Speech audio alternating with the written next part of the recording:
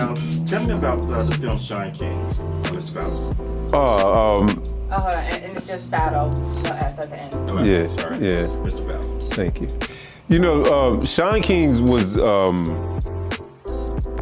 piece that I was excited to do because of the character that Crystal brought to me and the nature of it. I'm from the East Coast, but the nature of this project was the lowrider cars, and that's more of a West Coast thing, and I wasn't that familiar with it. So I was excited about learning that element of hip hop.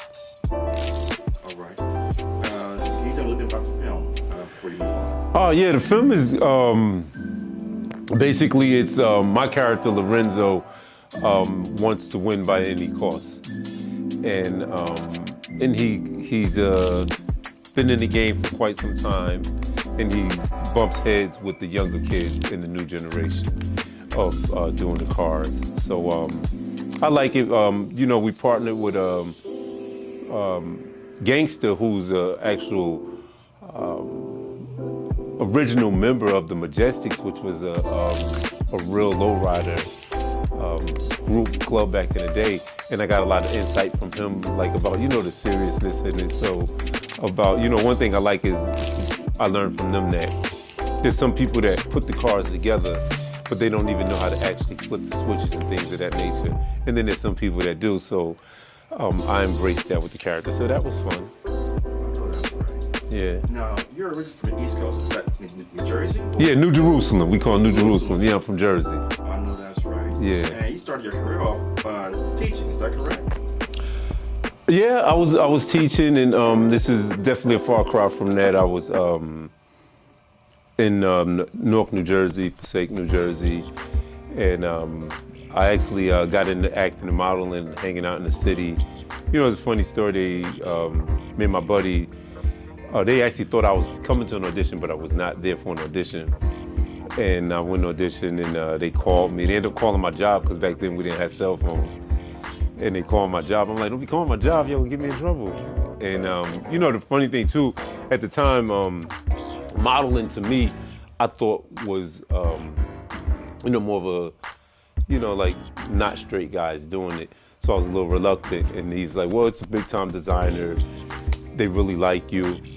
And I said, yeah, so I'll go do it. And when I went to do the fashion show, I get there and I see Tyson Beckford, Boris Kojo, Gary, and all these guys that I seen on TV. I'm like, this is crazy. So I go in the back and I call my friends on the phone. And I'm like, yo, I'm here doing this show, da, da, da. And I went out there, and I remember when we did the show, it was for Entertainment TV. And, you know, they had lights and everything out with the, you know, the photographers and stuff there. But the only experience I could draw from was when I play basketball. I know, like, if I shoot a free throw or something, I know I always have to clear my mind, because whatever psych I did the game before is not going to work. So I just cleared my mind and went and did the walk, and that's how I got into modeling and stuff. Oh, that's right. And what's interesting here, you guess you played ball before you even started any of this, is that correct? Yeah, I played basketball. I could jump really high. I wouldn't say I was the best basketball player, but I was, and I could rebound really good. And actually, I played high school. I went to 5-star camp played with some pros as I was, like Billy Owens and Sam Cassell and them. But I was a knucklehead in school, and I went all 4 years, but then my last year, I failed chemistry, Mr. Mix class, because I had planned on cheating, and Mr. Mix found out about it. But I was too stubborn, so I just went and sat there like that and thought he was gonna pass me anyway. Mr. Mix fails me, ended up not graduating. But all I can tell you guys now, the school called me, a college called me, and they said, I can come down, but don't tell nobody. So I went through the summer program, and I did the first semester in school because I could play basketball with no diploma. Then when everybody went home for Christmas, I had to take the GED. And they said, if you fail, you gotta go home. But I passed the GED and I stayed. And I didn't play 4 years, I played 3 years there. Oh, that's right. Mm-hmm. Did you at that point have like acting or teaching? I mean, at what point, right now your stories, this is amazing to me, your journey from that point on, and where you probably did not have a clear direction about where you wanted to go, to a point where you became a creative entrepreneur, at the point where you became an actor and a model. How did that journey begin? Well, actually in college, I minored in theater, and I was in a play, Pirates of Penzance, and I was just an extra. I played one of like a pirate in that, and I did that play, and I got a little buzz from it. That's why I always say I always say now that I got into acting, I would do that play again, but I would want to be the major general now since I, got more of a skill set. Right, all right. After your first debut in acting, can you give me a little bit about some of the films that you ended up starring in or appearing in since then, up until the top ones since that point, up until Shine Kings? Well, that's why, even when I first met Crystal, I was always like some different type of connection, I thought. And she's the one that gave me my opportunity to be an actor where I'm showing my personality. I've had a lot of success as an actor doing commercials for Nike, things of that nature. I used to body double for Jordan, for like Hanes and Gatorade. And probably the most success I had as an actor, aside working with Crystal as an actor, is I did the trailers for the Cartoon Network. And it was me with the Powerpuff Girls, and I did one with Ed and Eddie and Courage the Cowardly Dog. But other than that, I hadn't got a chance to show any charisma or anything, doing any real acting. Right. And at some point, you started Hoops TV? Hoop Shots, yeah. Hoop Shots TV, I started Hoop Shots when my son Mister was born. My son was born in 1999, and I guess I started Hoop Shots around 2004 because I felt like I needed a legal way to feed my son and still, work within the industry. So I put my acting career on the side and focused more on Hoop Shots during that time. And you was able to use like your relationships that you had made up to that point in the industry, as far as reputation is concerned, in order to help other people make their dreams come true in the entertainment industry. Is that correct? Yeah, and yeah, that pretty much sums it up. I was in position of one of the main guys that were doing the Nike commercials and Adidas commercials, and then I would invite other guys to auditions because I always felt like if they picked this guy, they definitely didn't want me because he's nothing like me, even if we were the same height and everything. And initially when I did it, Nike and them, they say, hey, Victor, you really can't do that. This guy doesn't have an agent. We can't have him come to the auditions. But then they'll call me back and say, hey, can you tell that dude Derek to come back? And I said, I thought y'all told me don't do that. And then that's how I actually became a source in the industry because they knew that I had new young talent that would actually show up and be spectacular. And Hoop Shots is the biggest star to me. Hoop Shots is huge. Hoop Shots is its own thing. And it's really, I call it me creating the purest form of hip hop, which is what Hoop Shots is. It's about giving back and being selfless. So. Actually, I'm just out of curiosity, are you also dabbling in music as well? Well, it's funny you say that. I call it, I got a little piece when here you go. I was talking to my buddy earlier today, and on the production side, like with Hoop Shots, I've done some stuff with Rap A Lot Records because one of my clients, Mark Peters, who's a basketball player who had great success with Hoop Shots, and he went on to even had success as an artist. We linked up and I did some behind the scenes stuff, but as an artist myself, I do have some chance that I do plan on doing. Coming out in near future or like mid-distant future? Well, it's funny, when we did Trip Slip, there's one of the parts when T-Dub is we're going to pick the guy up, and we're in the truck. My truck is on there, and the music playing in the background is actually me. One of the pieces, yeah. Speaking of Trip Slip, this is about adults, married couples, negotiating time away from their spouses or time away from home and hanging out with their friends, but negotiating those parts of their lives. Being in the age group that we're in, if you're married or not, committed relationships. Did you identify with that kind of scenario in this sort of stage in your lifestyle, in your life?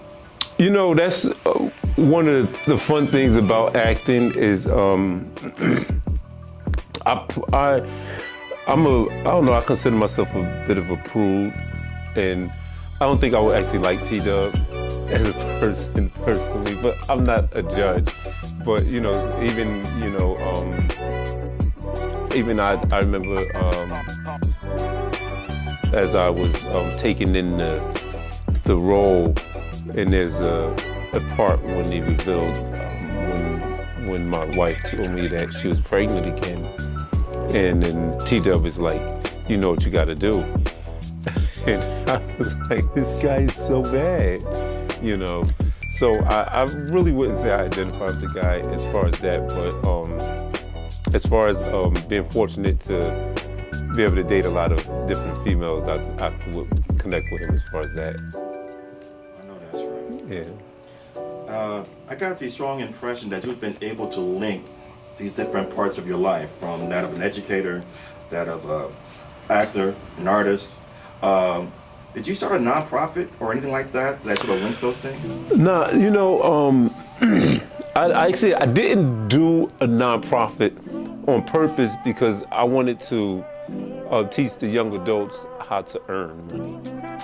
But I did create a program which I feel is a solution to some of the problems with the education system in America. And I was inspired by a documentary called Waiting for Superman. I don't know if you guys ever saw it, but it kind of broke down a lot of the problems with the education system in America.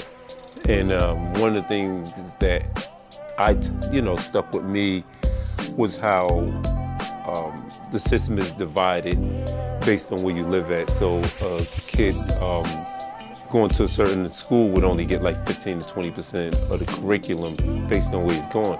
So I was like, hey, let me create a program which is a mentorship program to make studying cool. And so I partnered with the NBA to do this. And basically, we throw a study party for the kids. And the kids have to bring their books, and they have to study with another kid from another school and have them share the curriculum.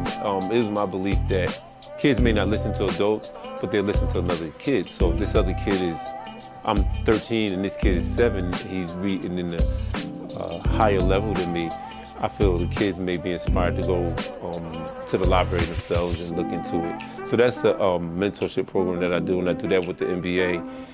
We're actually doing it, I have a game February in Arizona where we do a post-game show, and I put my basketball players and my models in a fashion show and an exhibition game on the court. But we throw the study party for the kids in the community, and it's a mentorship program. And again, that's giving back. I'm heavy with the giving back. Like I study with Tibetan monks, and one of the lessons we learned was about delusions and how to not be affected by delusions. And we learned that just looking at the television, you may be affected by delusions, but you're not affected by delusions when you do things for other people because you have nothing to gain. And that's kind of like the premise with Hoop Shots. And like I said, giving back and tapping into my creative imagination, which is what I want the kids to do and be a success. And what is that mentorship called? It's Students Becoming Teachers is the name of the program. That's what we do at the NBA. And to me, that umbrella is over everything. And then underneath that is all my selfish desires and my clients' selfish desires and things that we would obtain. But giving back and creating that hip hop, that pure hip hop is what it's about. I know that's right. Mm-hmm. Now, you was also in film Cheddy Ace. What role did you play in that one? I played Cheddy, and wow, Cheddy Ace. Quick synopsis of that film and the title and the role that you played. Cheddy Ace is actually a real person. I grew up in a city called Passaic, New Jersey. We call Passaic a planet. I don't know if you heard it. I don't know if you know football, but Jack Tatum is from Passaic. Loretta Switz is from Passaic. You know, and Cheddy Ace was a guy that he was just so cool to me growing up. And I remember he dated one of my mother's friends, and I thought it was cool that he had dated a lady. I just thought Cheddy was cool. And Cheddy had a walk. You could see Cheddy a mile away, and you would know it was him, just how he was coming down the street. So I just like this style. And me and Crystal, years ago, I talked about Cheddy to her. And then when she called me about Cheddy Ace, she was doing a different title with it, and then we ended up creating the Cheddy Ace project, and I had a lot of fun on that. I know that's right. Nice little connection on set too. That's when I got to work with Shayla on that movie. Yeah, it's Shayla. That was our first time we worked together on camera. And and speaking of Shayla, we interviewed her before. Oh yeah, she's cool. That's Shayla Font. That's what I call her. Shayla Font. Like that song. What was it like working with her in the following films after that one? Oh, it was fun. You know, she was my love interest in Sean King's coming up, and she's actually, you know, spoiler. She's actually pretty devious in the movie herself. It's like, you know. But what is it like being in this industry as long as you have and aging through? Well, my thing with that is, you know, I was listening to, what did they, you know, within football, what is the quarterback with the Stafford? They said Matt Stafford said, you are who you think you are. And he said, pressure is a privilege. And, you know, I kind of like that. Like for myself, I feel like I'm preserved and that God preserved me because of our covenant. And we talked about me being a star, and we talked about me giving back and all of this. So I always call it like one big setup. And then I'm a Gemini. So technically, I'm 53, but I'm really 26, you know, for life. And then I'm always half whatever my age is. And that's kind of how my energy is. I know that's right. Yeah. And I would imagine you get all kinds of calls from agents doing other projects. You know, these aren't every now and again. Do they try to pigeonhole you in any particular category? No, well, you know, I like the chances that people give me. I think that, like, I remember when I first started modeling, and, you know, that's when Tyson Beckford actually gave me the number to EM magazine. And I went up there and I met with this guy named Jeffrey Tay.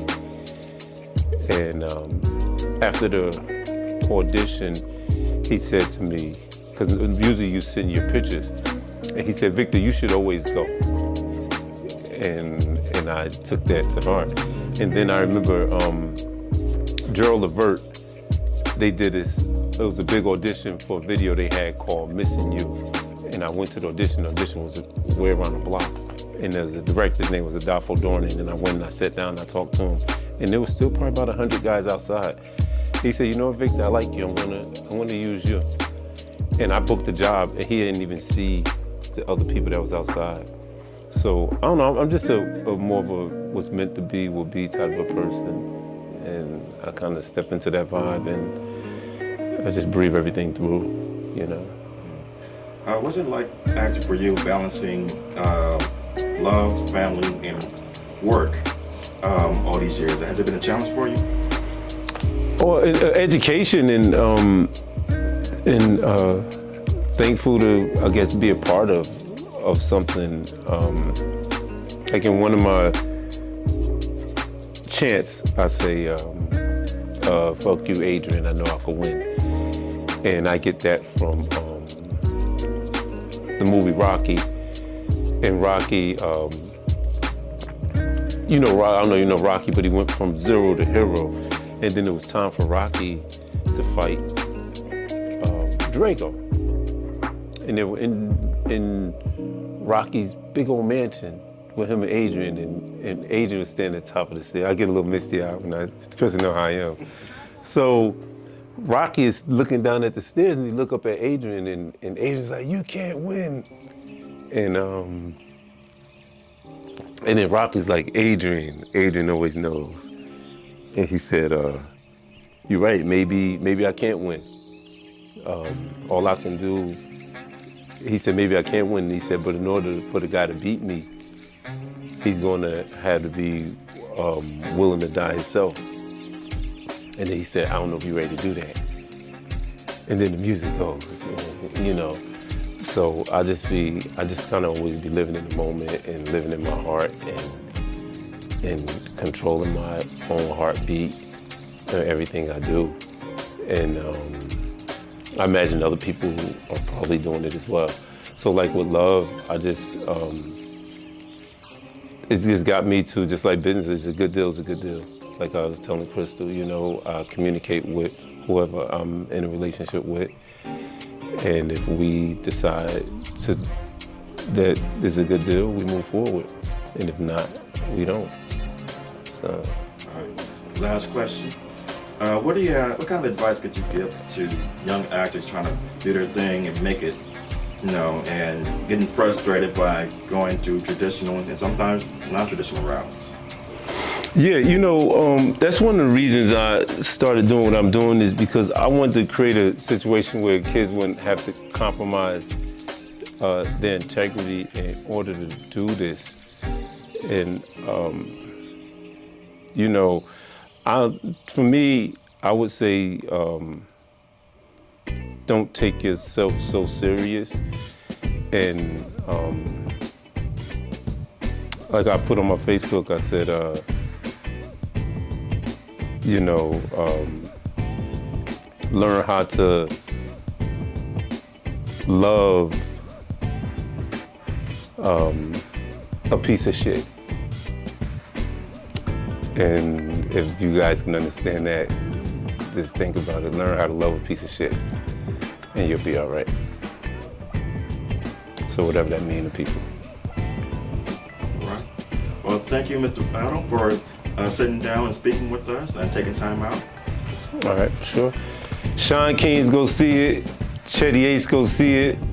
Tell y'all we come in, every time we do it better. That's what it is.